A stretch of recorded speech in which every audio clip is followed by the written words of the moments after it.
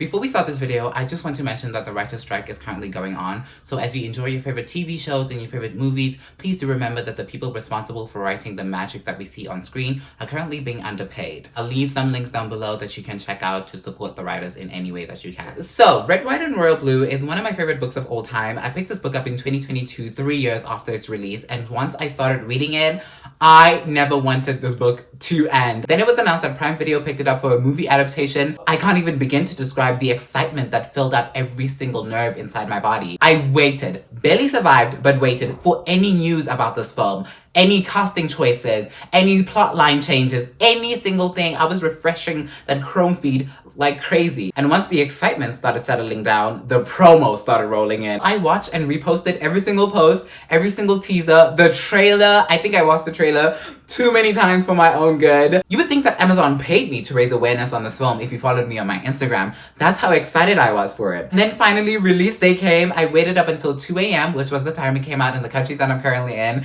and watched it the second it was released. And I have some thoughts. So, grab your canettos and let us review Red, White, and Royal Blue.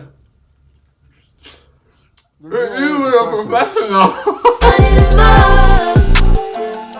Hello Bandannas, Khumo, welcome here. Welcome back to my YouTube channel where people watch me speak about whatever crosses my mind, and I am okay with that. In today's video, we are talking about the new It Gay movie on the block, Red, White, and Royal Blue. Now, I don't even think I need to say what a huge fan I am of the story. I mean, a cute rom-com about the first son of the United States falling in love with the spare prince of England, with some added subplots like his mother being the first female president of the United States and running for a second term, him coming to senses with his sexuality, him fighting for his love when they're outed in a sex scandal, and all odds seem stacked against them, and they just go for it and redefine what love can look like in politics and monarchy. Casey was really in her bag when she released this beautiful love story. And I wanted to go into this review with the same approach I did with My Policeman review, where I just go into it from the perspective of somebody who did not read the book. But I do not want to do it here. Not that it doesn't work, because that would be great, but I just love the book so much that I have to mention it throughout this entire review, so that is what I'm gonna do. With all of that said, I think it's pretty obvious that I went into this film with pretty high expectations. And after my first watch, I absolutely hated it. I was in this bed crying because I was like, they messed up my favorite book. How could they do this to me? And then I remembered that before the film came out, it was mentioned that it's very important for fans specifically to treat the film as a different entity from the book. So naturally, I rewatched it and I liked it a little bit more. Then I watched it again and again and again, and I don't know how many times I've watched it since. So I think it's pretty much safe to say that I am obsessed with this film. However, there are still some things that I just can't get over. So let us discuss all the things that I loved and all the things that I did not love, because I think for everything that I loved, there was something that I absolutely hated. I'm gonna start by saying that this film is just so addictive. And I know I'm not the only one, because I see a lot of y'all on TikTok, on Twitter, on Reddit talking about how you're fighting the urge to watch this film for the 10th time. I'm constantly rewatching it. I see a TikTok edit, I'm rewatching. I think about a funny line Alex said, I'm rewatching. I think about how hot Sean is, I'm rewatching. A part of me is glad that this wasn't the perfect adaptation. I mean, I'm mad that it wasn't the perfect adaptation, but I'm also glad because it has a lot of us referring back to the source material. I see a lot of us, the fans, telling people, if you love the film, you're going to absolutely love the book, or if you didn't like the film, please give the book a chance, it's really good. And you may be thinking to yourself, why are we talking about this? Why do you think that's such a big deal? Well, we are currently living in a time where some states are banning queer stories. So the fact that we still have access to our stories and get to read them and get to see them be picked up for movie adaptations, it's a huge win, and I think we shote celebrate that. And Red, White, and Royal Blue is a story that does not center around queer trauma. Yes, they do get outed, but it's not something that is so utterly devastating. We see them overcome that and conquer and really love each other, and that is beautiful. Currently, as I'm filming this, it is #1 on Amazon. Our cute little gay book turned into a movie is #1 on Amazon. Big deal. But as much as I'm happy that we live in a time where I get to see the first son of the United States top the spare prince of England, we have to talk about some complaints that I have about this movie. Starting with my biggest complaint, and that is time. Now, I know some of you will agree with me here, but I don't feel like it should have been adapted into a film. Instead, it should have been a series. This is Amazon Prime that we're talking about, okay? Currently, one of their popular shows is The Summer I Turned Pretty, which is a book-to-series adaptation, and I feel like Red, White, and Royal Blue should have gotten that same treatment. We're talking about a 400-page book here, and you're compressing 19 hours of material into just a 2-hour film, and that is how we ended up with a film that felt very rushed, with the pacing kind of off, with everything other than Alex and Henry's relationships literally snipped out of the movie. And while I do agree that there have been successful adaptations in the past, like Call Me By Your Name, Holding the Man, My Policeman, where some things were changed or some things were cut out and it still worked well in a movie format, I don't think that same formula applies to this story. A 6 to 8 episode limited series would have done the story much more justice and would have allowed for complexities to kind of play out well, especially the conflicts that we face throughout the movie. I feel like they could have been explored much more better in a series format. The film opens up with the wedding of Prince Philip, Duke of Cambridge, who is brother to Henry, and that is pretty much how we get to meet our characters. And I have a problem with this because we didn't get a proper introduction to our characters. There wasn't really any build up to anything. All of the events leading up to K-Gate were kind of like non-existent. So it did feel like you're starting the film in the middle with no context of why we're here or what we're doing here or why Alex doesn't want to be here or why Alex is even there. And speaking of the build-up, the relationship between our two main characters wasn't really properly developed either. We get very little of the emotional connections, just shallow conversations really. We literally went from Alex not liking Henry, they PR friendship, they real friendship, them kissing, them dating so fast that I was just like, why are we moving so quickly? Let us build up the tension, oh my god. However, I will say, while we're on the topic of tension, I am so glad that Nick and Taylor beat the no chemistry allegations.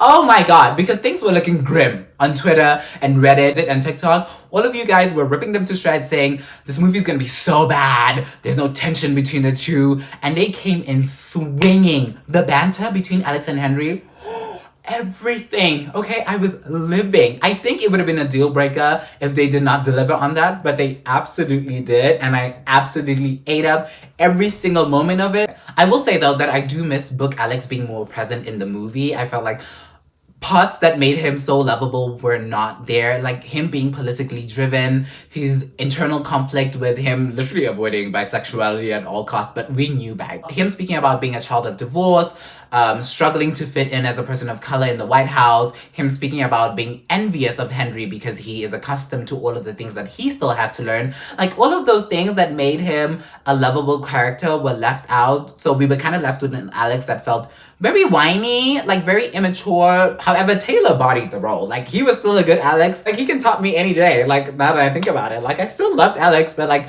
Book Alex was like more relatable. Henry though, chef's kiss. Henry was perfect, okay? Although they did leave his depression out, you could still tell that he was anxious most of the time. He didn't feel deserving of the love that he got from Alex. Like Nicholas was acting down, okay? Rent was due. Okay, he was being kicked out of his aristocratic family. It was also great to see some parts from Henry's POV because in the book, we only get pretty much Alex the whole book. What they did with the email and conversation scenes, genius! Henry appearing in Alex's physical world because even though they oceans apart, Alex still feels him near.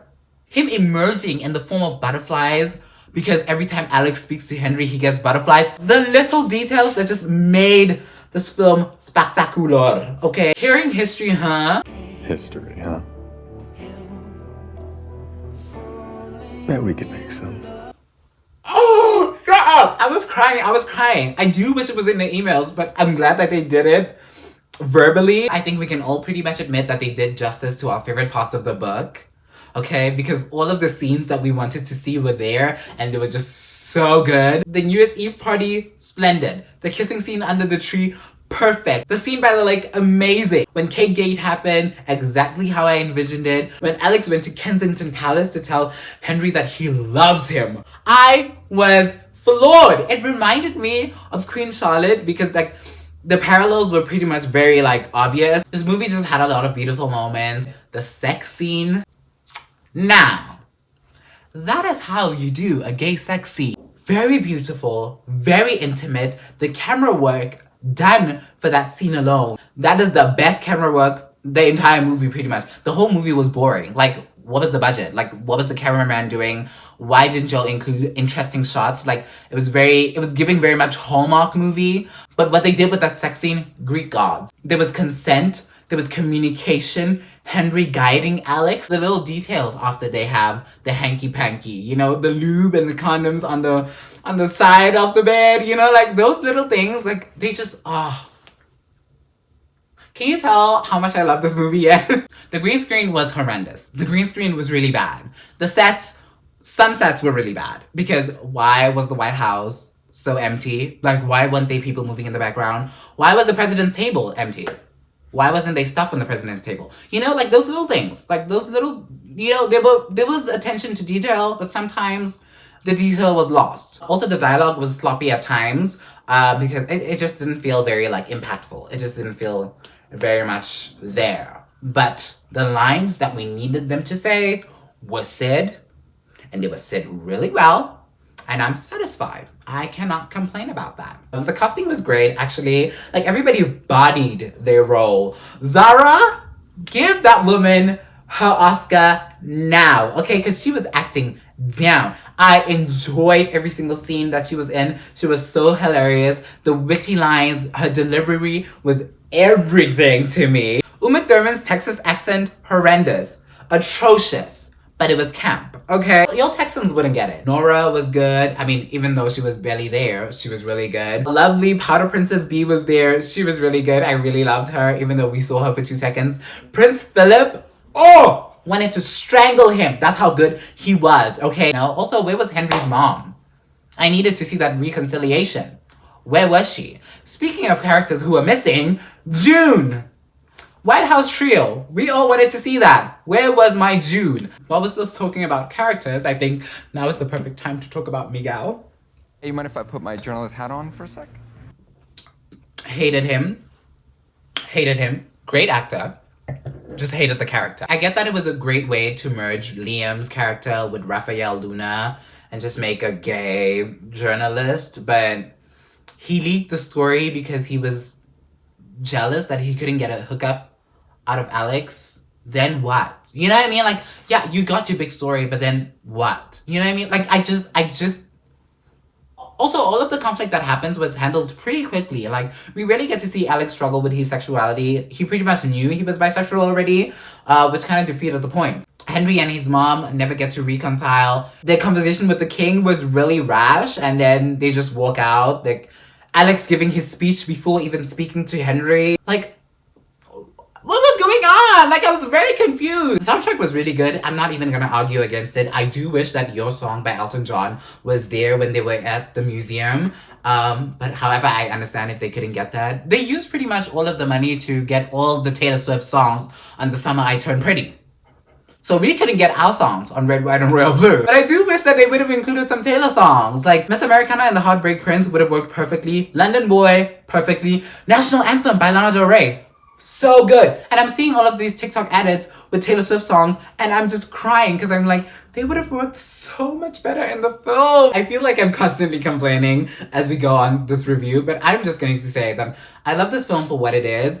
I think it's so much better now that I view it as a movie inspired by the book instead of a full-on adaptation. Like, it allowed me to fully appreciate this film for what it is. It was a really great film.